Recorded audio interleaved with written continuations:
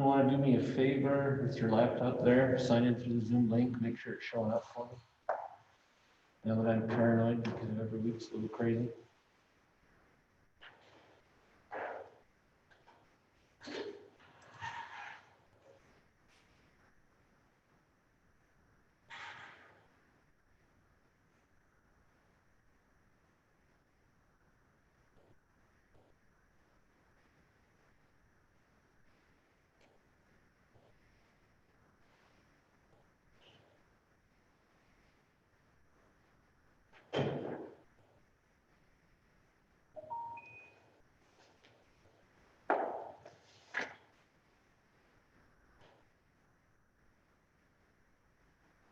Oh, goodness.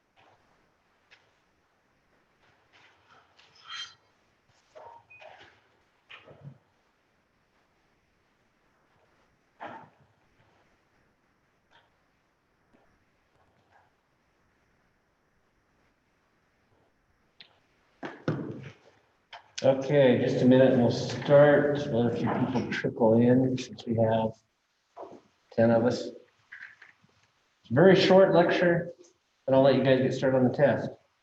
Hopefully, the test shouldn't be too bad, so let's switch it up for you. I have people emailing me because they aren't seeing the Zoom link. It's on top of the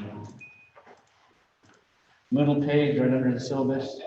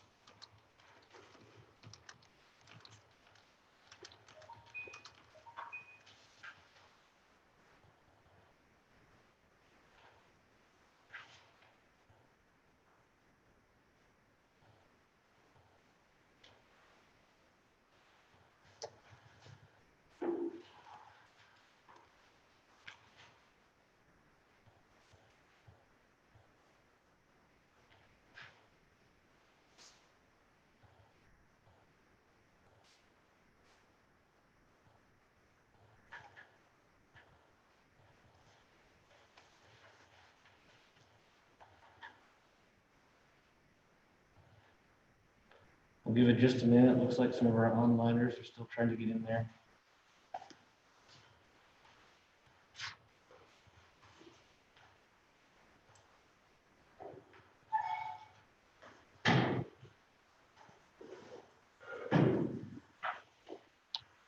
If anybody can hear me, I'm going to stop screen sharing for a minute. See the other thing in there.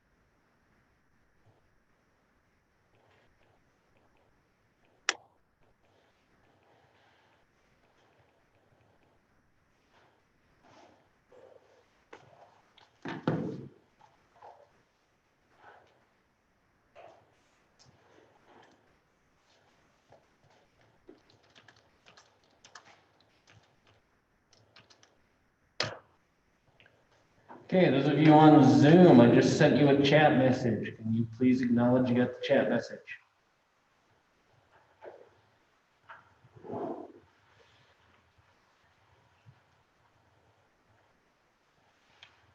Excellent.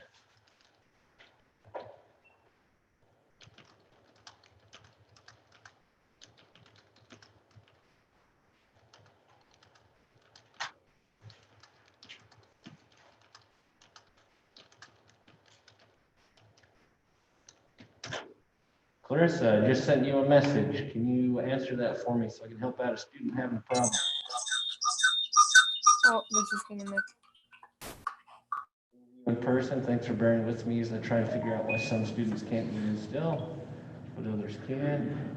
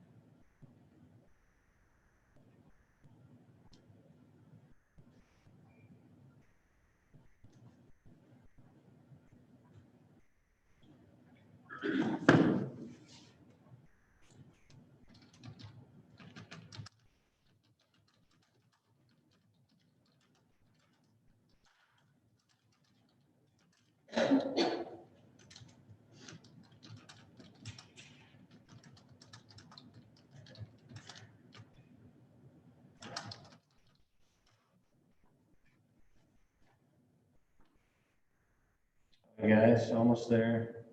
I've got a few other students that are trying to figure it out.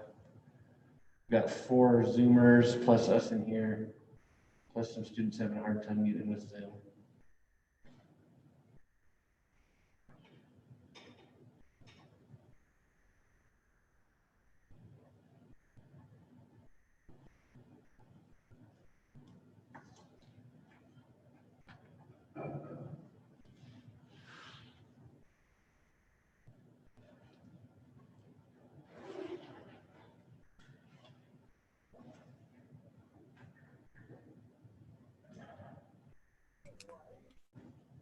Okay, other people are joining. Just a sec. Yep, here we go.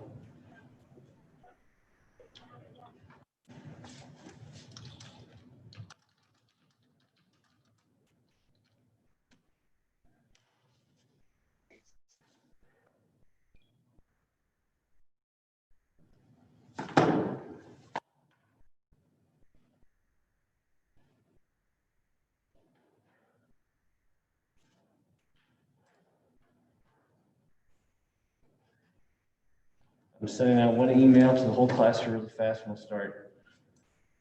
Sorry, guys.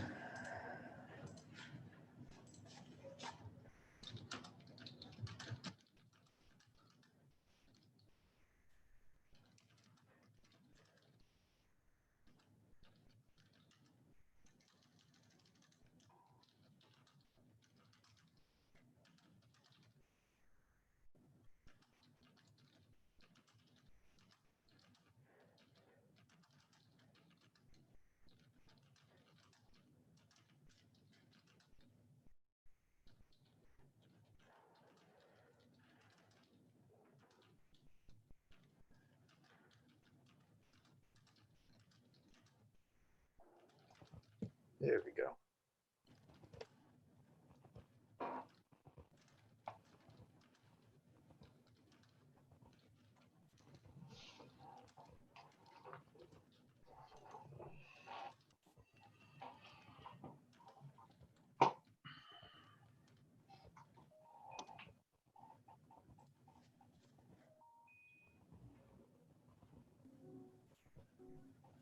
Okay, thank you guys. You're awesome. I should like bring you guys like chocolate? You can nod your head. Okay, I'll bring us some chocolate next week. You guys are born with these damn tech issues every week. So apparently, from what I can tell, I'm supposed to go YouTube Live every week when I do this. When I do YouTube Live, it generates a new random room meeting, so it kicks half the people out and doesn't match what's on the syllabus. So I'm just going to stop using YouTube Live, or what I would suggest for anyone that can hear me, always use the meeting ID on the syllabus. That's why students are having a hard time getting in. Excellent, we've got more people here. I'm going to do share screen. If that messes something up, someone here on Zoom, text me. But I'm going to share screen, so hopefully you can see the PowerPoint. If you just see me, open up the lecture, and I'll tell you which page I'm on as we go through this. Okay, here we go. We're finally starting. It's only 8 after 6. I appreciate everyone's patience. And here we go. Okay, finally, we're talking about fossil animals. This is great. We've gone through arguments. We've gone through how to recognize a good argument versus a bad argument. The whole reason we've done this the past few weeks is so you guys can look at scientific arguments we're going to present as we go through the history of life.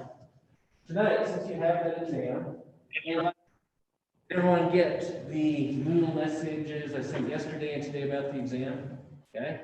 So sorry to spring it on you at the last minute, but I'm guessing / hoping the fact that it's open note means that you're slightly forgiving, open book for the test. I talked to the other TA and we decided, since we've had all this crap with the tech and we've got so many people on Zoom and it's so discombobulated, we wanted to make it an open book, open note test that's available for 24 hours. So the way this is going to work, as soon as I am done lecturing, I'm going to upload the test to Moodle. You can stay here and work on it, you can go home and work on it, but it is due exactly 24 hours after, after I upload it to Moodle, okay? It is open note, open lecture, it all comes off the PowerPoints basically. The reason we did this again, stuff's stressful, it's crazy right now, a bunch of people in here on Zoom, just want to make it easy and fair for everybody, okay? Sound good? Okay, earliest monsters. We're going to go through the very first living things that we could call monsters for this class. And I'm not going to do the full slideshow where you can't see the thumbnails here, if that's okay. Because if I do that, it kicks me off so I can't see if anyone tries to chat me on Zoom and has any questions. Are you guys still able to see this okay? Even up at the top? Okay, so starting with the Paleozoic. You guys remember the Paleozoic? Is that a period or an era? I remember it's clear back from that stupid quiz you had to do. It's an era. Anyone remember roughly when the Paleozoic era starts? Just roughly. I won't get mad at you if you're off. I'm going to guess. A billion years ago, more than a billion, less than a billion? 542 billion years ago. Spot on, 542. I feel really bad for math. I can't even tell who's talking. It's really hard to remember. Yes, spot on. About 540 million years ago, you get a gold star. It's the beginning of the Paleozoic. That is the beginning of ancient animal life. And what I'm talking about here is animals with stomachs, animals with eyes, animals with limbs that could move around. How many years old is the Earth, by the way? 4.6 billion. So that's more than 4 billion years that life on Earth was pretty stinking boring, at least in my opinion. I don't get super excited about pond scum or algae. I mean, it's cool, it's alive, but I like the complicated animals with stomachs and legs and eyes and things like that. Just a sec, another student's texting me. Yep, I'm on slide 1. So those of you on Zoom, I think another issue we have is when I do screen share, it has the option to either share me or to share the slides right here. So problem is if I drag this slide, for those of you on Zoom, over to my other screen, so people in this room can see it, you won't see it. So those of you on Zoom, I'm sorry, but the way you're gonna have to do this from now on is follow along the slides and I'll always tell you which one I'm on. Because it's either you or the guys in here that are gonna see it, but it won't let me do both, the M technology. Okay, so I'm on slide 1, Paleozoic era. Who remembers the beginning of the Paleozoic era? What's that first period? Cambrian, it's right there. Okay, 541 million years ago, that's when these animals first started to appear. You have what's called the Cambrian explosion. Let's talk about that. I'm kind of in love with Cambrian. I think it's pretty cool. Okay, I'm going to slide number 2. For everyone on Zoom, here we are. This is Earth, 540 million years ago.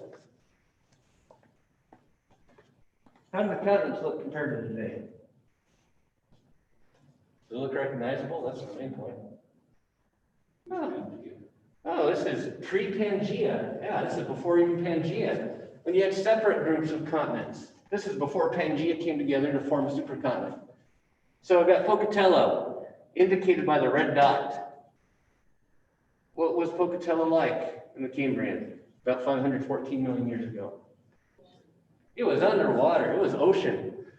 Idaho was oceanfront property. I wouldn't even say oceanfront, but actual ocean property. And where were we with our latitude compared to today? Are we close to the poles, close to the equator? Closer to the equator, yeah. We've got a semi-tropical latitude at the very least, if not tropical, and underwater. So Idaho would have been a lot different at that time. Okay, moving to slide 3. How many of you guys have heard of the Cambrian explosion before? Anybody? The fossil nerds like me? Okay. Who can tell me in your own words what's the Cambrian explosion? Kaboom. What was it called, the Cambrian explosion? There was a layer of rock that just suddenly wanted the first life form to appear. Yeah, it's a literal explosion. Well, I shouldn't say literal, that's gory. It's an explosion of types of life, okay?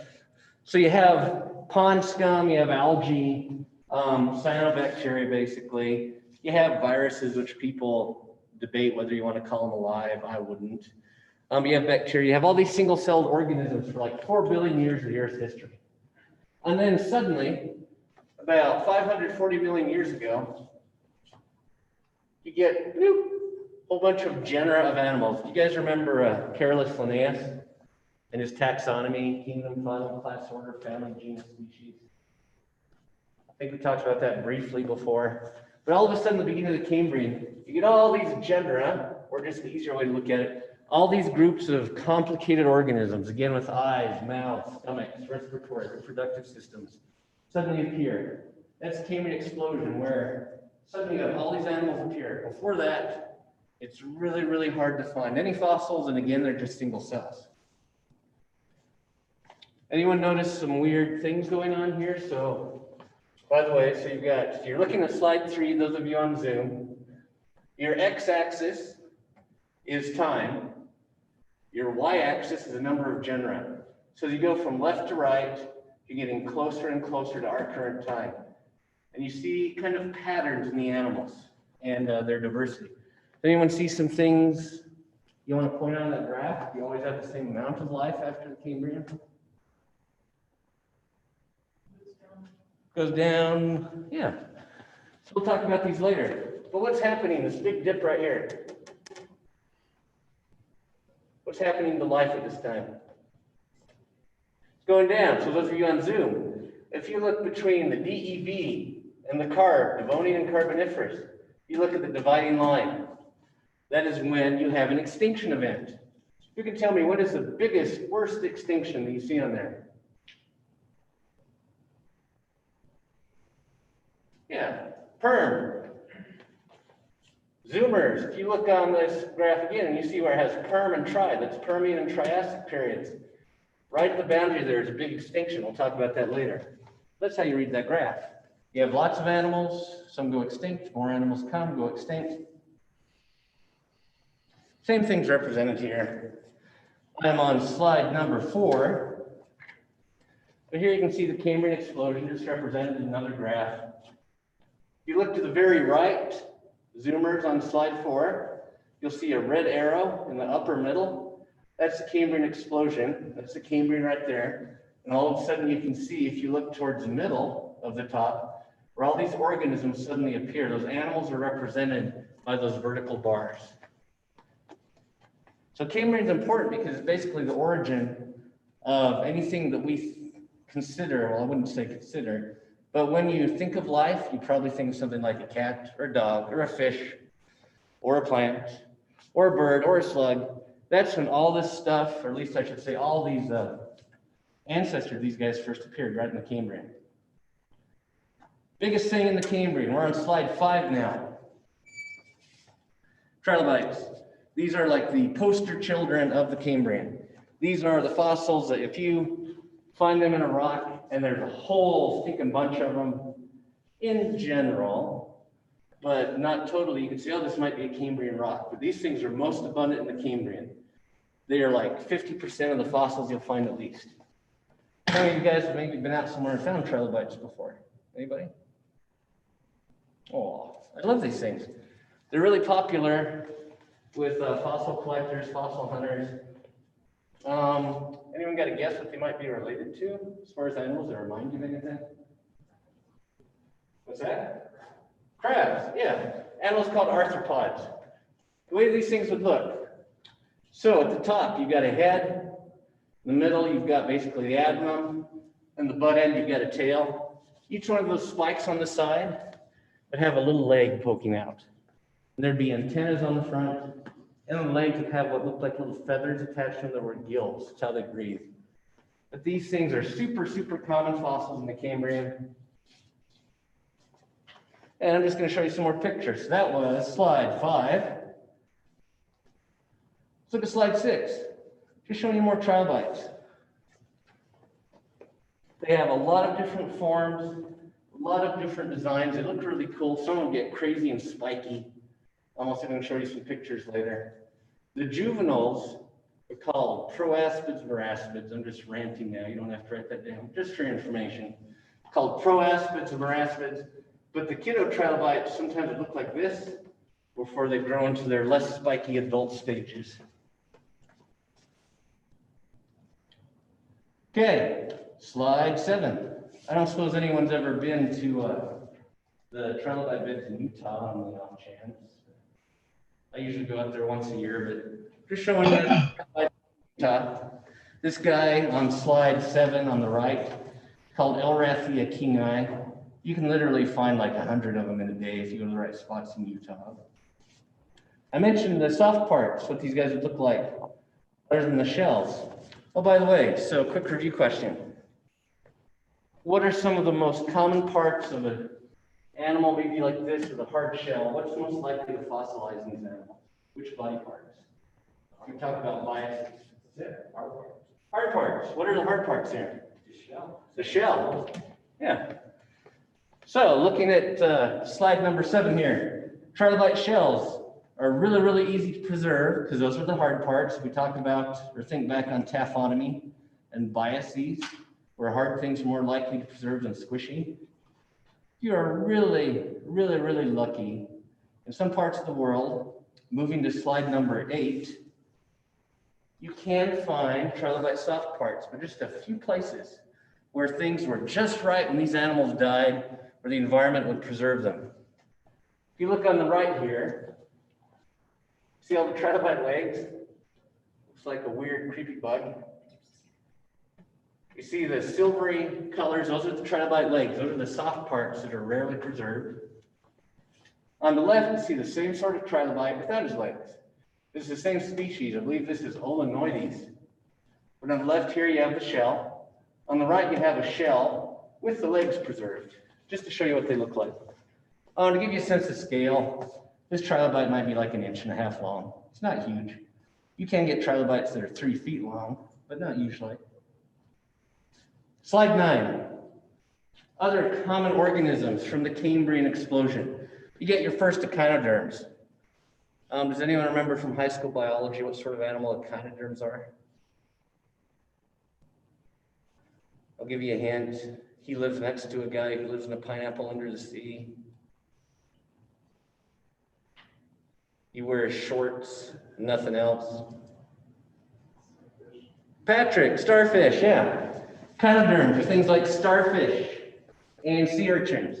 The earliest versions of echinoderms occur in the Cambrian too. What you're seeing right here is some sort of early echinoderm, and I forget, is this called a carpoid?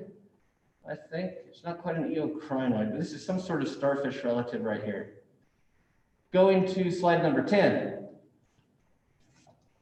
This guys, do these fossils remind you guys of anything you see outside on a nice summer day? What's that? Yeah, they look like flowers. I just say that to point out they look like flowers, but they totally aren't. So here on slide 10, we have a type of echinoderm called eocrinoids. These are really common in some Cambrian places, but they look like little flowers. But if you look on slide 10 here, you have like the fat body with a stem under it, and then these little arms that come off the top. The arms would get their food in the water. They just kind of sit there. They look like a flower underwater. They stay in one place. They're sessile. But the arms are just going to kind of wave around and catch little food particles and put it in the central mouth.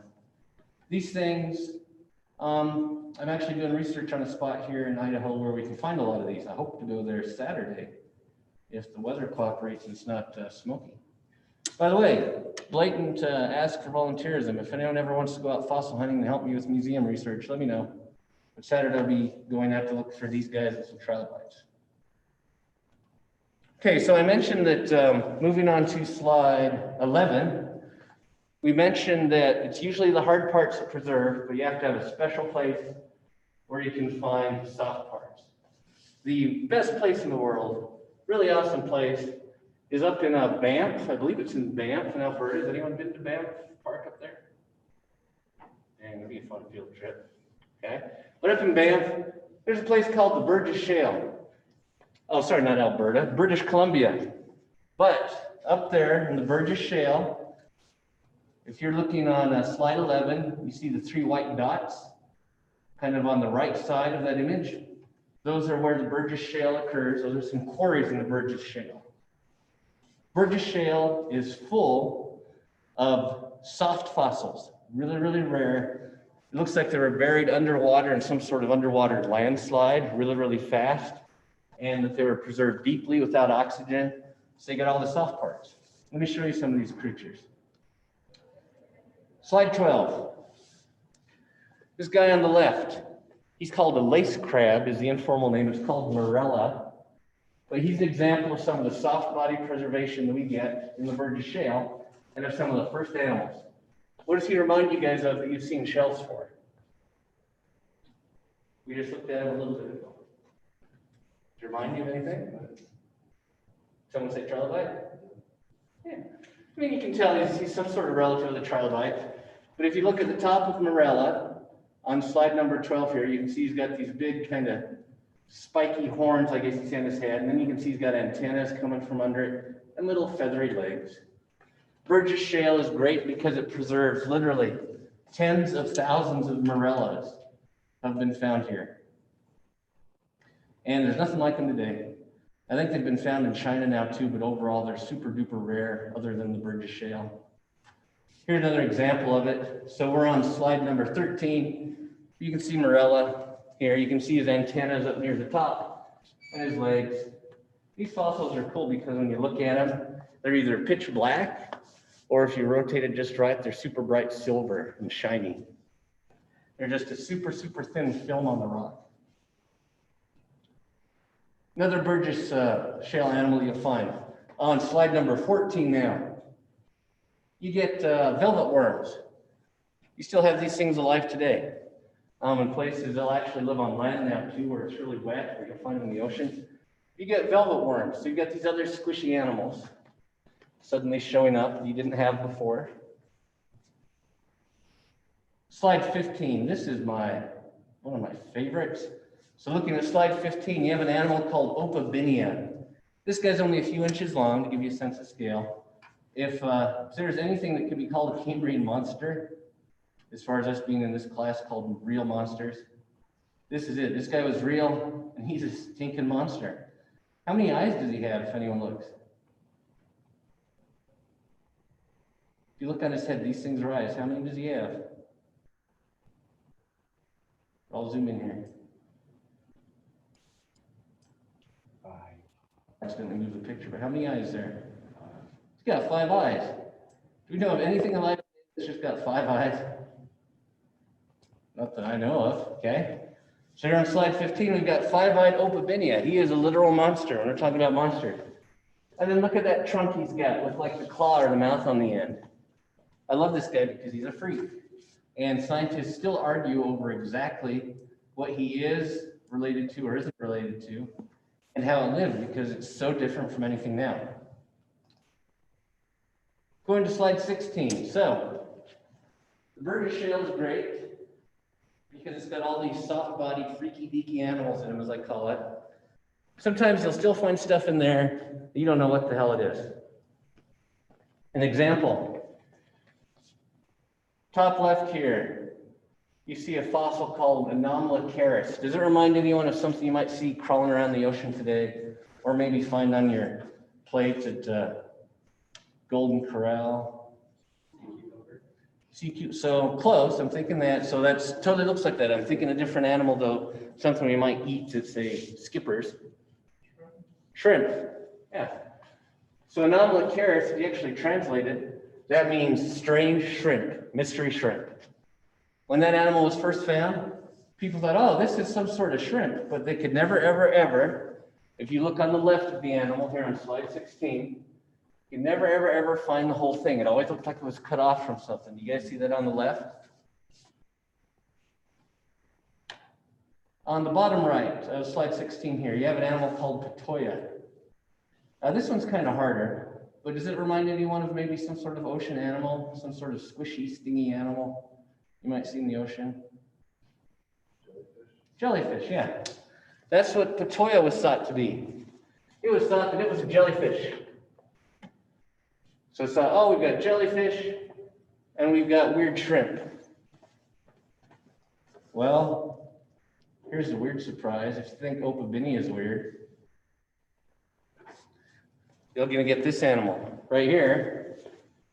So you see where that arrow is pointing there on the top left? We are on slide number 17. You guys see the arrows on the top there? You see the 2 shrimp-looking things? There's just the end of one on the left. On the right, there's a whole one. But can you guys see them okay there? We got those. Someone found this fossil and said, oh, we've got the shrimp and they're attached to something. You guys see weird structures here in the middle of slide 17 too, looking like flaps? Turned out that the shrimp and the jellyfish are all part of the same animal. You can see it. So I'm on slide 18 now. On the top right of slide 18, you can see what this animal looked like. It's called an Anomalocarid. Supposedly the genus name is Lagania. I'm not sure if that's valid still or not, but it's some sort of animal called Anomalocarid. The shrimp were claws that came out off the bottom front, and they were on each side of the jellyfish, which was the mouth. How creepy weird is that? This isn't the best image of it either. But these are different parts of the same animal. And this looks like kind of a big relative of Opabinia. These things get about 3 feet long, but they'd have these flaps for swimming, like you see in the upper right in the white image. And they'd have these 2 claws that look like shrimp on each side of a circular mouth. If we go back to slide number 16 for a minute, if you look really closely, the bottom right at the Patoya, as they called it, you look at the left of the 2 images, you kind of see sharp, jagged edges. Those are supposed to be, or interpreted as a type of, basically they would function as a tooth for this animal to eat its prey. Going back to slide 18, with Lagania, these animals are important because they are the first known predators in the history of Earth. The first time that we have evidence for one animal that figured out it could eat another animal and live that way. First predators, 3 feet long. I think they're pretty damn cool. So just to give you an idea of what the Burgess Shale is like I've told you about just a few different animals. I think there's 90, maybe 90, 100 different sorts of genera of animals that have been found from the Burgess Shale. But you can just see a nice little image here on slide number 19. So So again, slide 19 for you Zoomers that are hopefully still there. You can see a diorama at the Smithsonian Institution in DC, as well as one in Alberta, just showing you what the seafloor looked like, the Burgess Shale area there. You got some trilobites, other funky arthropods. If you look at the one in Tyrrell, Alberta on the left, you can see an Anomalocaris on the left here with his two claws coming down, eating another freaky deaky arthropod. I'm not even doing justice to all the weirdos from the Burgess Shale, but we just wanted to introduce you to them. Some interesting fossils that you can find in the Burgess Shale and other places, and this spot that I'll mention in a minute, you can find fossil coprolites. Anybody remember what a coprolite is? We are on slide 20, zooming. You remember what a coprolite is? Fossil turd, yeah. I've noticed these when I've been out collecting trilobites. You will find places where you'll just find these big round accumulations of some sort of fossil turd that's full of trilobite bits and pieces. The hypothesis, and it's hard to prove, but the idea here on slide 20 is that these coprolites are probably from an Anomalocaris. So you have your big apex predators, your first predators, eating those poor little trilobites. But the idea is that these coprolites, these fossil poos, are from Anomalocaris munching down on a whole bunch of trilobites. So I mentioned the Burgess Shale. I always like to try and relate stuff in this class back to what's local, because you guys wanted to go out and see this stuff sometime. We have a spot similar to the Burgess Shale here in Idaho. It's called Spence Gulch. It's down near Bear Lake. See, didn't you bring some trilobites in from there? Yeah. I like to go there a few times every year. Right now, I'm doing a research project there with some people from Kansas and Chicago. We're looking at why in Spence Gulch, much to my sadness, we don't find all those soft-bodied critters like you find in the Burgess Shale. This stuff is about exactly the same age. You go to Utah in the same rocks, you get the soft-bodied critters, but really, really ticking me off at this spot, Spence Gulch, we don't get soft-bodied critters so far. So it turned out we've actually found a few last year. So we're like, oh, we're starting to find some.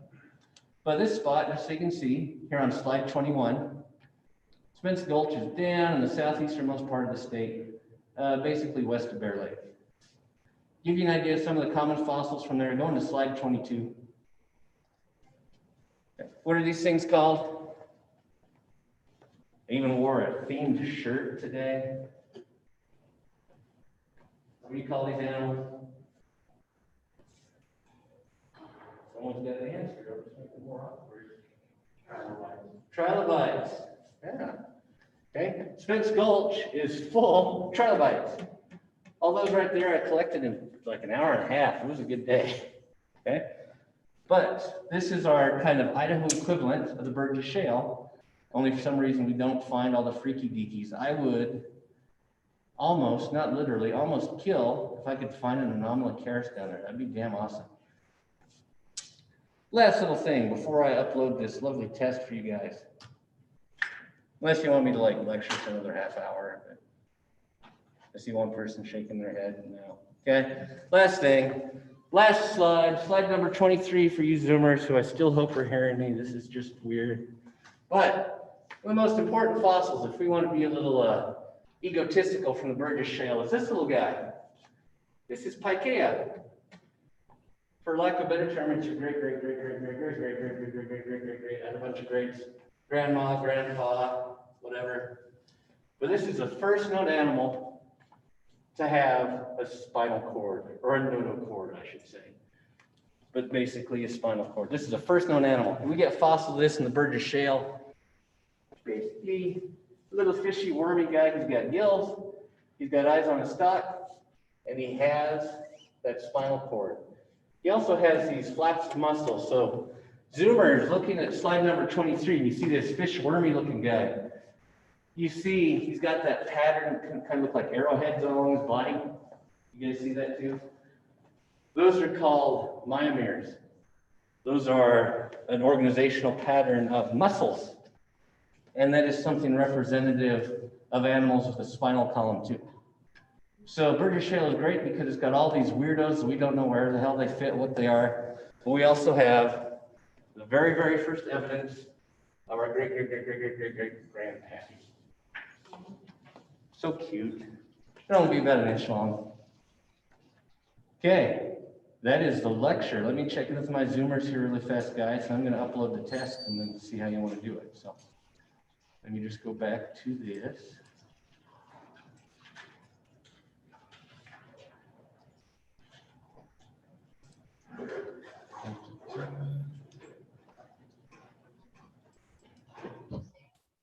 Okay, I'm going to end the meeting here. Those of you on Zoom, really? Moodle was down too? Okay, Zoomers, I apologize that Moodle went down while you listened to me now that I'm seeing your chats. I'm really sorry that there are always technical issues. I feel bad. This sucks. Maybe what you should do is have your PowerPoint downloaded before class starts and just have it on your laptop there just in case. I'll send out an email tonight with that suggestion. But Zoomers who hopefully still hear me, I'm going to end the meeting. In about 5 minutes, the test will be uploaded. The test will be due, let's say at 7 p.m. tomorrow night. Yeah, we're gonna have to figure that out. But, so I'm gonna try and upload it in a minute. If it works, we'll do that. And let's just say tomorrow night before midnight, since Moodle is down, if you can still hear me, we'll do that. I'll send out emails as needed. You guys have my phone to text. I apologize that Moodle is down. It's like the damn apocalypse, except we're still alive. I don't know. Okay. Closing it out.